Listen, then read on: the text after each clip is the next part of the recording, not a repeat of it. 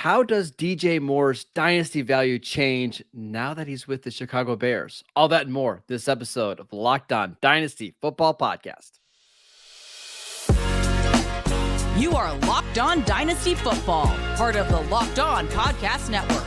Here are your hosts, Marcus Mosher and Kate Magdziuk. Welcome back to the Locked On Dynasty Football Podcast, part of the Locked On Podcast Network, your team every day. We'd like to thank you for making us your first listen of the day. I am your host, Marcus Mosher. You can follow me on Twitter at Marcus_Mosher. Joining me today, as always, is Kate Magdziuk. Follow her on Twitter at Kate Magdziuk. Kate, we had a massive NFL trade right before I went to dinner on Friday. It's always so much fun. As you're walking into the restaurant, you see a trade. But we've got the Carolina Panthers trading up to number 1, the Bears sliding back to number 9, and DJ Moore is now a Chicago Bear. What are your first thoughts on Moore to the Bears? I think it's a nice, much needed fresh start for DJ Moore.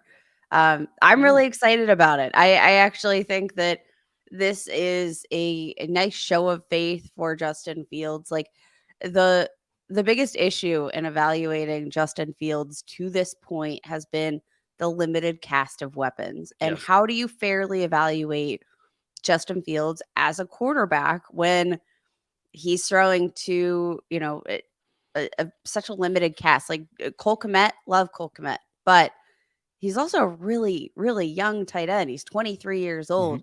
Darnell Mooney, really talented wide receiver, but Missed a lot of time last year as well. Missed a lot of time. And you know what? Like he's not a prototypical wide receiver one. Like he's a complementary asset. And I do think that DJ Moore kind of opens the field a little bit. Now, the thing for me is trying to figure out whether, that low passing volume with the Bears, like, does that partially reside with the fact that they didn't have a ton of weapons and they knew they could run the ball? Will we see that passing volume expand as they expand the repertoire of receiving assets? Like, I don't know, but I do think that I'll trust Justin Fields as a passer. We saw him have success as a passer at Ohio State. I think this at least gives us some hope because, to this point, we've loved DJ Moore, the receiver, but we haven't loved situation. So I think just getting a new start is key. I hate it for DJ Moore. Absolutely hate this for a lot of reasons. DJ Moore is one of my favorite players in the league. He's one of the only players in NFL history to have 3 straight seasons of 1,200 yards or more in the first, before the age of 25. I think he's phenomenal, but he just went to the lowest volume passing offense in the league by far. Kate, last year, chicken or the egg? Yes, I agree. So last year, the Bears averaged 22 passing attempts per game. That's going to go up, right? If I told you they threw the ball 6 more times this year, that wouldn't be a stretch, right? No, not at all. The problem is even if they threw the ball 6 more times per game, it's still in the bottom 5 in the league in passing attempts per game. And that's my issue here is I could see the Bears being more aggressive, but if you're still going to average under 30 attempts per game, I've got some problems with that. And one of my issues with DJ Moore as a dynasty asset and as a fantasy player is he just doesn't score touchdowns, right? Like I think he had 3 straight years where he scored 4 touchdowns or fewer, right? I don't see the opportunities getting better in Chicago where they don't throw a lot of passing touchdowns. And when they do get inside the red zone, they run the ball. And actually, I think that's smart for Chicago. They've got one of the best red zone quarterbacks in the league. Run the crap out of him. I don't know if this is a huge hit for DJ Moore's dynasty value because he was being ranked as like wide receiver 22, but I don't see this improving it at all. See, I look at his current situation, right? He has suffered so much as a player because of the quarterback situation, because of the play. I mean, he has not exceeded 57% completion rate on his targets since 2019. Mhm. They're 3 straight seasons of a sub 57% completion rate, which is not what you want to see for like that's what you might see for like a contested catch guy, like a gadget Absolutely. guy whose one trick pony is getting targets 20 yards down the field. Like that feels like an expected completion rate for that kind of player. That's not what DJ Moore is. No. No. So I do like in terms of what he's lost in his efficiency as a player, I would certainly venture to say that this is an opportunity, especially with the fact that they are a run first team. Like I feel like we saw this. I'm not necessarily comparing Stephon Diggs to DJ Moore, but we had the same concerns with Buffalo, right? We are like, well, this is a run first team. Josh Allen runs the ball constantly. What role, there was some hesitation, if you'll remember, about Stephon Diggs and his value within that offense, but we saw that Stephon Diggs was a monumental type player for them, enough to pivot their offensive scheme towards the pass, at least in his favor. And I do wonder, again, we can't compare every single situation Right. with a running quarterback, etc., to what we saw in Buffalo, but it makes me wonder because it's not like we weren't moving upward in I any way with DJ Moore in I agree. Carolina.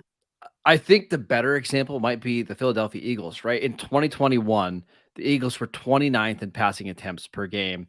And then once they traded for AJ Brown, that went not only did that go way up, we saw them throw, the ball significantly more this year, but it made Jalen Hurts more efficient and in turn made AJ Brown, one of the most valuable dynasty assets. Like that's the hope, right? Is DJ Moore is the missing piece of this offense, and he makes Justin Fields just a lot better passer, and they throw the ball more. So there is a glimmer of hope for DJ Moore here, although I'm not quite buying it. I do want to I, talk. Go ahead, Kate. We'll finish DJ Moore, then I want to talk about Justin Fields. I think that's totally fair. But to close out that note, you said the comp is maybe more suited towards the Eagles, and guess what? The Eagles had 2 top 10 fantasy assets in the Yes. 2022 season. I don't think we're going to get 2 top 10 fantasy No. assets. Don't get me twisted. But I do think that DJ Moore opens up this situation. If there's anybody in my league that's being timid, a la Marcus Mosher, I'll take that opportunity to buy DJ Moore because I don't think it gets any worse, right? Like the I don't think it instabilities. gets worse. No, I just so let me ask you this. He's being ranked as wide receiver 21. Would you put him ahead of guys like Treylon Burks, Michael Pittman, Chris Godwin? Uh, yeah. Okay. I think that's the tier where we can have a discussion. The next group is Devontae Smith, Cooper Kupp, Stephon Diggs, Drake London, Debo Samuel. No. Yeah, I agree. So I think after the top 17 is where you start thinking about DJ Moore. I just don't know if it's a significant boost to his stock. It's fair. Okay. But I do think someone did have a significant boost to their stock just this weekend. Let's talk about that next. This episode is brought to you by the Ultimate Football GM app. You've heard us talk about this mobile game app before. And if you've ever thought of becoming an NFL GM or think you would make a good GM, you've got to give this game a try. It's not as easy as you might think to create a dynasty, even though that's what we do here. We talk about our dynasty teams. When you play Ultimate Football GM, you get to control and manage every strategic aspect for your team as you play through seasons and lead your team to glory, trying to build a historic dynasty. I can't tell you how much fun I had playing this game. It's really incredible how accurate it is. You're gonna be doing contracts, doing the draft, free agency, trades, and it's not like some of these other football games out there where the trades are so unrealistic. Like it's hard. It's a hard game, but it's also really, really fun. With Ultimate Football GM, you are going to be responsible for controlling the destiny of your franchise by hiring the right coaches and coordinators, managing all the finances, including player salaries and terms, navigating through free agency, which we're going to be doing all this week, doing the draft, there's injuries, player personnel issues, and all the ups and downs of the season. All of this in a challenging and realistic game world. Ultimate Football GM is completely free and playable offline, so you can play on the go as you want to, when you want to. Locked On Dynasty listeners get a 100% free boost to the franchise when using promo code Locked On, all in caps, in the game store. That is Locked On, all in caps. So make sure you check it out today. To download the game, just visit ultimate-gm.com or look it up in the app stores. That is ultimate-gm.com. Ultimate Football GM. Start your dynasty today. Okay, one player that is going to help us win a lot of fantasy football games over the next couple of years is Justin Fields, who I think is already one of the biggest winners of the offseason. What are your thoughts? Love. But I think it's interesting, Marcus, that you're so like not hyped on DJ Moore in the fit here. But curiously, you think he's such a big boost for Justin Fields. And I agree. I think this was a great trade for both sides from a fantasy perspective, because I mentioned this in our last segment. Like, we have seen, and again, the question is like, how well does that Ohio State offense translate to the NFL? History so far in recent years would say it doesn't translate super well, because we haven't seen a lot of success from this scheme from Ohio State quarterbacks. But like, I think that, giving him a real legitimate wide receiver one, then you have Cole Kmet, you have Darnell Mooney, who can come in and be the asset players, the accessories, if you will.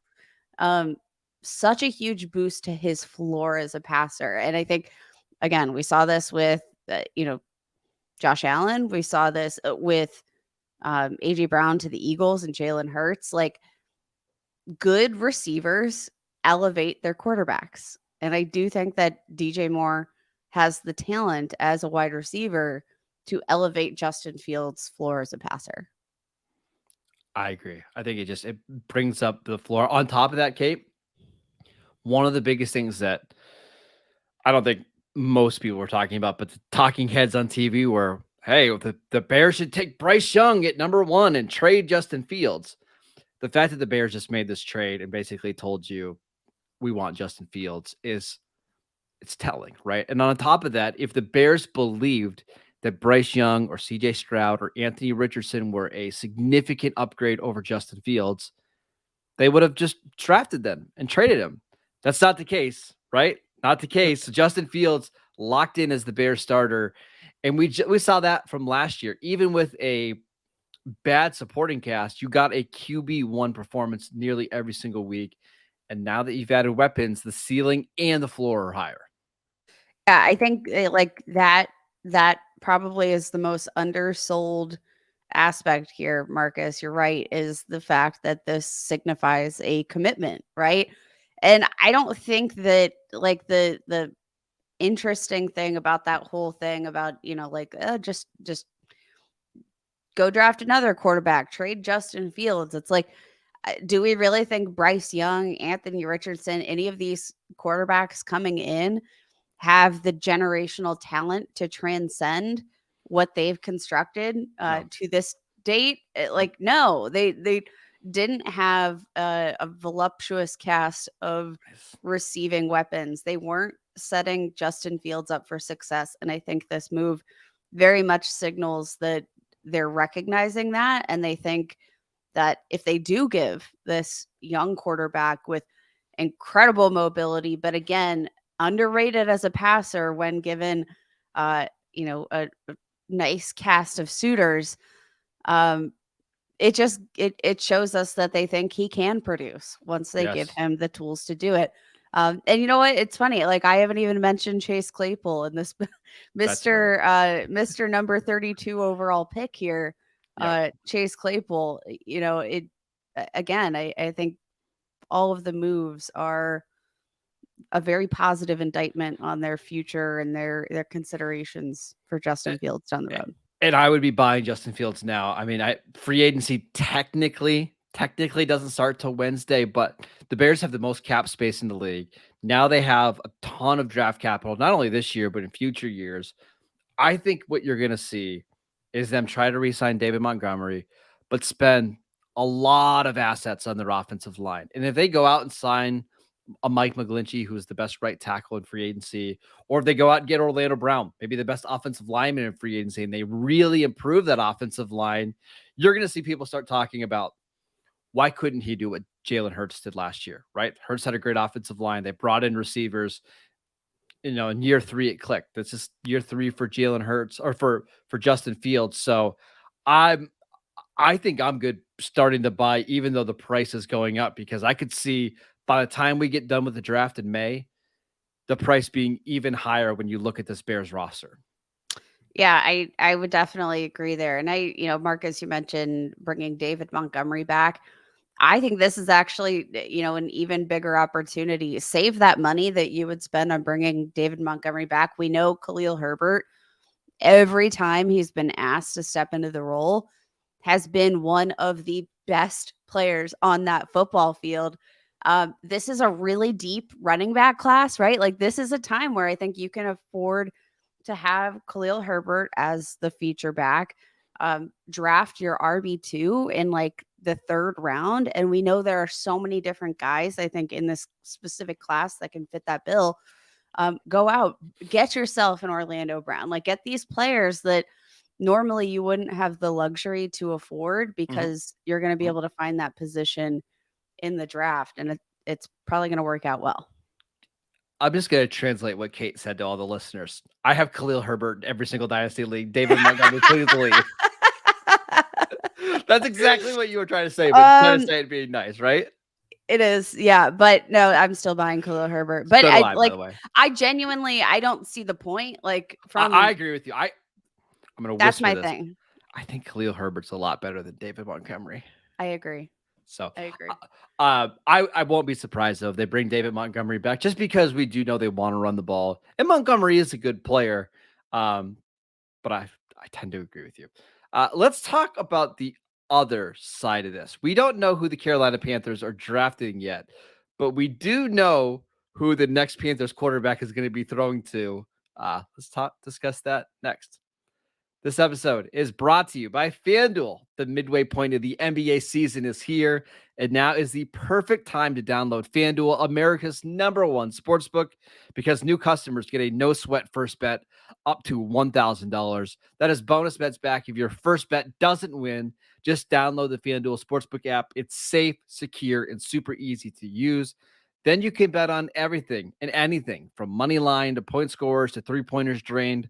Plus, FanDuel even lets you combine your bets for a chance at a bigger payout with a same-game parlay.